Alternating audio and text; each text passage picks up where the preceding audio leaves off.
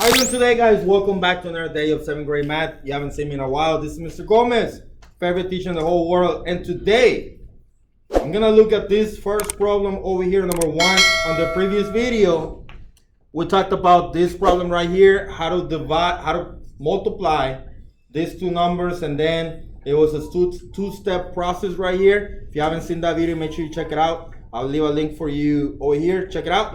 And in this video, I'm not gonna go over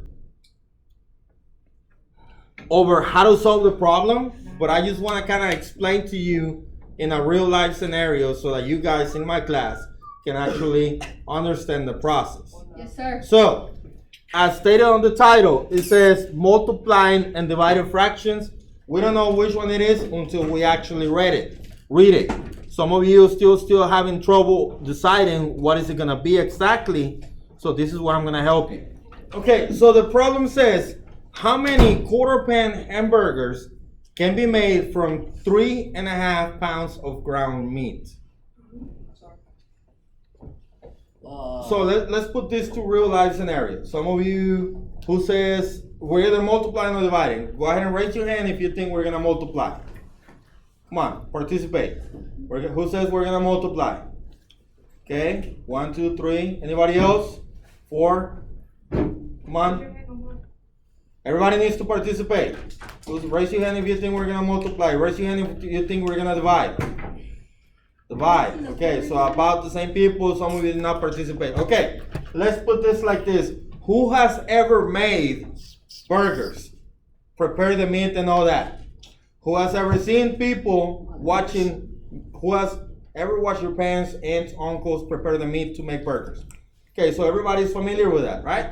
So what I do, I usually get, I don't know, my thing of meat right here from the store, HEB, whatever.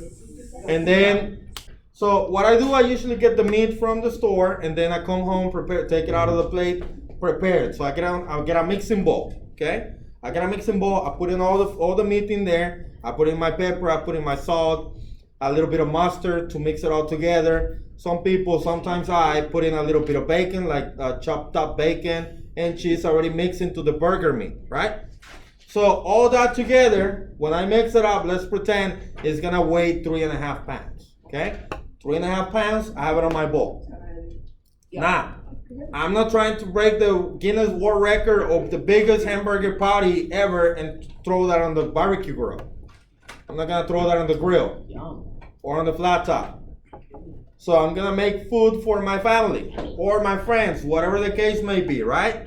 So out of that bowl, I'm gonna start pulling balls on the side of meat, right? Chunking it out, then pressing them together, make my patties, right? So what's happening to the ball? The meat inside the ball, what's happening to it as I pull some out? It's like getting less and less. It's getting less and less and less, right? So when we multiply, what happens? Is the number getting bigger or smaller? Bigger. When we divide, it gets smaller. So what I'm doing right now is actually dividing that meat. Okay? So I'm gonna start with the ball, which is 3.5 pounds. And from there, I'm gonna start dividing. Okay? So if you don't know which one goes first, this is a good scenario because you gotta start with the big thing of meat and then chunk it out. So in this case, I will start with 3.5 divided by 1/4. However, the only thing that I can do two things. However, I want to keep this as fraction form because we're working with fractions.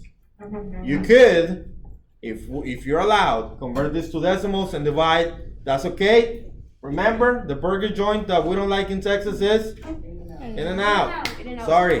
So, we like Whataburger. Yeah. So, we do in and out. This one goes in, this one goes out. However, these are fractions. And when we have a mixed number, the first thing we gotta do before we start dividing is what? We gotta turn it into a improper, okay? And how do we turn it into improper? By making the whole into the fraction. We multiply, then add in this direction. What we get goes on top. The denominator is the same. And then, are we done? Are we ready to start dividing? No. No. Once we have that, what do? Once we have this number, multiply then add, put it right here, denominator is the same. What do we do now in order to divide? Go across. Change flip. Keep, change, flip, multiply straight across, simplify at the end, and you get your answer. That's how many small burgers you will get out of the 3.5 pounds of meat. I hope that you learned something today. If you did, give it a thumbs up. If you haven't subscribed, turn the notification bell on. Other than that, that's going to be wrapping it up for today. And I'll see you on the trails. Let's ride. Let's see you.